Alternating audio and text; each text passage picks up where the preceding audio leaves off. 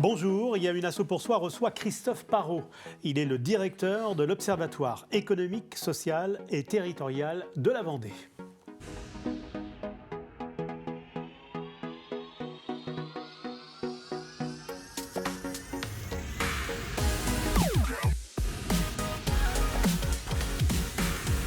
De l'emploi, quel impact peut avoir une démographie croissante, vieillissante sur l'organisation de nos territoires, sur l'attractivité d'un bassin de vie, d'un département. On va tenter justement de répondre à ces questions avec Christophe Parot. Bonjour. Bonjour. Est-ce qu'il est aujourd'hui, en 2024, plus difficile de faire de la prospective qu'il y a une trentaine d'années ? Je crois pas. Enfin, c'est toujours le même exercice, mais je crois que c'est plus facile dans la mesure où on a beaucoup plus de données. On est dans le monde de la connaissance, le monde de la donnée. Alors c'est une autre difficulté, il y a tellement de données qu'il faut être capable de la mobiliser, de la traiter. Parce que la prospective, finalement, il faut savoir d'où on vient, donc il faut observer le passé, observer le présent pour essayer d'imaginer un futur. Donc je ne pense pas que ce soit plus difficile, on a plus de matière. Après, pour autant, l'exercice est toujours le même. Il faut savoir prioriser aussi ces données. Exactement. Et puis, juste pour finir, la prospective, c'est des choix. On ne prolonge pas juste les tendances dans la prospective. On ne dit pas on arrive de là, on a été là, donc on sera là. En fait, la prospective, c'est faire des choix. Imaginer des avenirs, faire des scénarios et imaginer des avenirs. Pas facile de faire de la prospective cependant. Ah ben non, j'ai jamais dit que c'était facile, au contraire. C'est pas Madame Soleil. Ah non, c'est forcément difficile, mais d'un autre côté, que ce soit à l'échelle d'un territoire, d'un département par exemple, ou même d'une entreprise, on demande, puisque les changements sont de plus en plus rapides, ou en tous les cas on a l'impression qu'ils sont de plus en plus rapides, on demande à chacun d'essayer d'imaginer des avenirs possibles. Et c'est en imaginant ces avenirs qu'on prend des voies qu'on va corriger finalement chaque année ou tous les 3 ans dans les plans stratégiques. Donc voilà un petit peu l'intérêt de la prospective, c'est pas de tracer forcément une ligne jusqu'à 2070, c'est de tracer des possibles. Qu'est-ce qu'il est important aujourd'hui d'observer pour bien comprendre le monde dans lequel on vit ?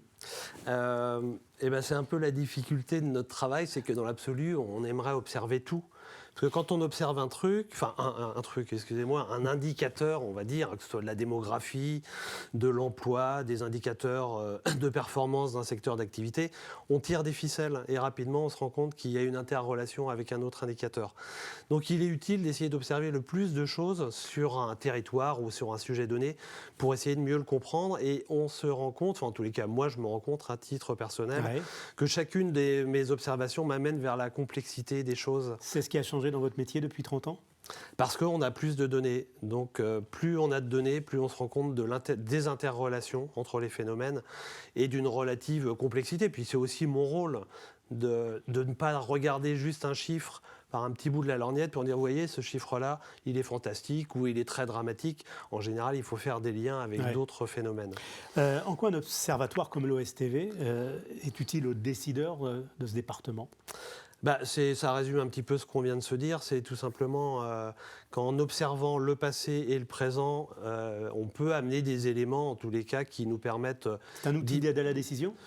En partie, c'est un outil d'aide à la décision. On a pu travailler beaucoup, nous, sur la démographie, parce qu'on croit que c'est fondamental, et enfin, je pense que ça l'est véritablement.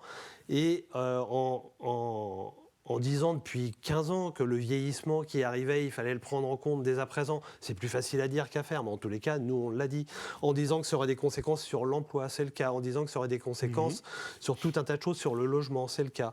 Donc voilà, nous, notre intérêt, c'est d'essayer d'être des lanceurs d'alerte, c'est un bien grand mot, mais d'essayer avec de la statistique qui est facilement accessible pour une grande part d'entre elles, d'essayer de montrer qu'on a quand même des choses qui nous attendent, des modifications qui sont soit lentes, soit plus rapides de nos territoires, de nos sociétés, qu'il faut prendre en considération. Alors comment va la Vendée aujourd'hui, au vu de vos observations, de l'analyse de ces données ?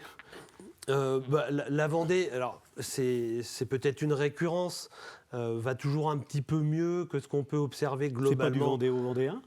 Non, moi je suis pas. Par ailleurs, moi je suis pas vendéen. Dans cette expression-là, c'est toujours un peu mieux ? Non, en fait, moi je constate. Je vous explique pourquoi C'est toujours un petit peu mieux, parce qu'on est un département qui jusqu'alors était plutôt relativement attractif. Ouais. Donc quelque part, les nouveaux arrivants, le delta entre les sortants et les arrivants, qui était à la faveur des arrivants, fait qu'on a un gâteau qui grossit, donc un marché pour le commerce, pour le bâtiment, qui grossit. Et puis globalement aussi, moi je le constate, et c'est pas être vendéo-vendéen, parce que moi-même, même si mon nom pour indiquer que je suis vendéen, je ne le suis pas, je suis du Maine-et-Loire. Donc on ne peut pas me taxer de faire du vendéo-vendéanisme. Mais vous avez un regard quand même plutôt positif là sur le département de la Vendée. Eh ben, je constate que finalement, il y a quand même une espèce de résilience, une capacité à se réinventer qui fait que depuis que j'observe une vingtaine d'années la Vendée, on est plutôt dans des caractéristiques d'une résilience et d'un dynamisme. Et aujourd'hui, globalement, la Vendée, elle va aussi un petit peu comme la France. Après Covid, il y a eu une surchauffe, un redémarrage très très rapide. Et puis aujourd'hui, avec 2 années d'inflation, on est plutôt en ralentissement, qui reste relativement modéré. On va pas rentrer dans une récession profonde, sans doute, mais ça va être une année 2024 assez atone. Est-ce que le miracle économique vendéen est toujours présent ? Alors, encore une fois, est-ce qu'il y a eu un miracle économique vendéen ? Ça, j'en sais rien, parce qu'il faut qu'on regarde aussi ailleurs. Et il y a d'autres départements où il y a aussi une dynamique qui serait un petit peu à contre-courant d'une dynamique globale nationale. Par contre, moi, ce que je constate, je travaille sur l'industrie, parce que je vais intervenir sur l'industrie bientôt. Je constate que depuis 2014, fin 2014 jusqu'à fin 2022, on a gagné plus de 5000 emplois dans l'industrie, donc c'est atypique. Et c'est cette résilience, cette capacité à rebondir.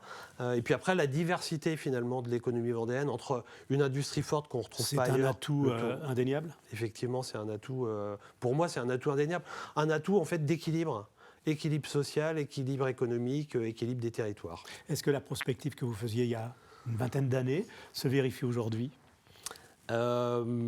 En partie oui, parce qu'on est quand même, alors contrairement à ce que je disais, dans une espèce de prolongement des tendances qu'on avait vues.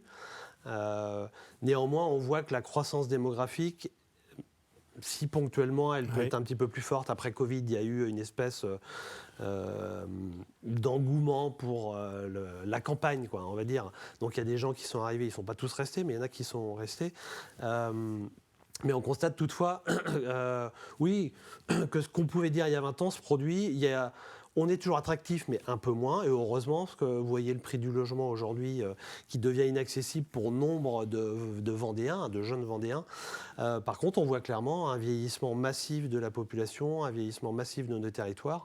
Et ça, on l'avait vu, forcément. La démographie, on la voit assez facilement pour les décennies qui viennent. Et quelle sera la Vendée dans 10-15 ans ?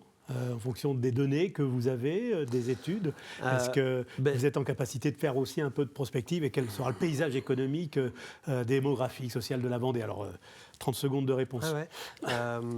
C'est là où il y a des questionnements forts.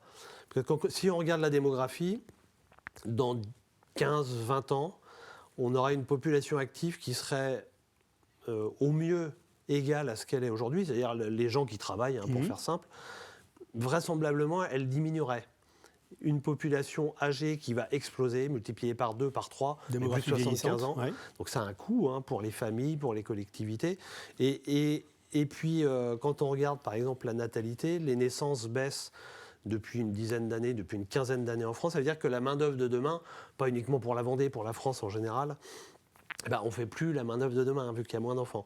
Donc ça pose des vraies questions, parce que nous, on est un département où il y a quand même beaucoup d'activités, beaucoup d'industries, beaucoup de main-d'œuvre à renouveler aujourd'hui.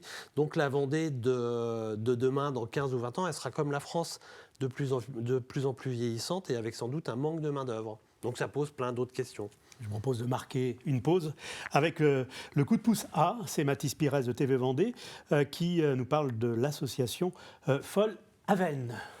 Bonjour à toutes et à tous, pour cette chronique asso, je suis allé à la rencontre d'une troupe de théâtre et juste à côté de moi, Claudie, vous êtes metteur en scène avec l'association Folle Aven. Alors tout d'abord, est-ce que vous pouvez me raconter un peu l'histoire de cette association ? Alors effectivement, je suis actuellement metteur en scène au niveau de la troupe Folle Aven. Alors oui, on va parler un petit peu de l'association Folle Aven. Actuellement, donc, Folle Aven, c'est exclusivement du théâtre. Mais c'est une association qui perdure donc depuis plus de 30 ans. À la base, c'était un groupe folklorique. Et après, ça a évolué vers du théâtre. Du théâtre d'abord en parlange. Et donc 30 ans d'histoire en lien avec la Vendée, un lien très fort avec la Vendée. Et là, justement, en avril, vous vous représentez. Et en avril, nous allons nous représenter. Nous allons jouer une pièce qui s'appelle Le bon, la brute et le président. Et c'est une pièce, en fait, une comédie actuelle. Elle a été écrite par Jean-Paul Cantineau. Et justement, pour jouer, vous jouez en avril, vous l'avez dit, et pour vous représenter, vous avez besoin de bénévoles qualifiés, que ce soit en décor, son et lumière. Pour l'instant, donc au niveau de décor, nous travaillons avec un décor assez très épuré, minimaliste. Bien maintenant, si quelqu'un se présentait à nous pour nous proposer des choses un petit peu plus élaborées, nous serions preneurs. Hein, voilà. Et au niveau du son et des lumières, c'est vrai qu'il nous faut quand même quelqu'un. Là, il nous faut vraiment quelqu'un. Parce qu'il y a une bande son à mettre en place pour notre prochaine pièce, donc en avril. Il y a aussi un peu de jeu de lumière dans la pièce. Donc nous faisons appel aux bénévoles pour qu'ils se présentent et qu'ils puissent venir nous aider pour que nous puissions venir à bout de cette production. Bon, eh bien, vous l'avez entendu maintenant. Si vous souhaitez être bénévole et vous êtes qualifié en décor, son et lumière, vous avez un peu d'imagination et que vous voulez que cette pièce de théâtre aboutisse, je vous mets les renseignements juste en bas de votre écran pour pouvoir contacter Claudie. La chronique asso est terminée. On se retrouve la semaine prochaine. Au revoir, Claudie. Merci. En retour sur le plateau, il y a une asso pour ça qui reçoit Christophe Parot, directeur de l'OSTV. Quelle est votre activité ? Quelle est l'activité de l'Observatoire ? On a des publications régulières notamment de conjoncture économique. Après, on peut intervenir auprès de partenaires de l'association et notamment, on l'a fait dans le cadre d'une étude sur le monde associatif vendéen qui va bientôt sortir. Après, moi, je fais des interventions à droite, à gauche, à la demande de partenaires. Ouais. Et puis, on travaille, on a 2 travaux là, qui sont en cours. Un sur justement le renouvellement de la main-d'œuvre en Vendée, c'est ce qu'on évoquait tout à l'heure en partie. Et puis un autre sans doute sur la thématique de l'apprentissage. Dans le cadre d'une matinale, on en organise 3 par an. Et quels sont vos besoins quand on parle de l'OSTV aujourd'hui ? Nos besoins, ce seraient des membres actifs, parce qu'on est une association qui vit des cotisations de ses membres actifs. Et donc, on est 80 membres, des entreprises, des collectivités, on va dire les forces vives vendéennes, le monde économique vendéen également. Mais j'invite, moi, toutes les entreprises qui ont un intérêt, qui nous connaissent bien ou moins bien, et qui ont un intérêt pour notre travail, à nous rejoindre ou à nous contacter pour que l'OSTV puisse se développer. Merci Christophe Parot. Je rappelle que ce programme est coproduit par TV Vendée, la Maison départementale des associations de la Vendée et le Crédit Mutuel Océan. Merci.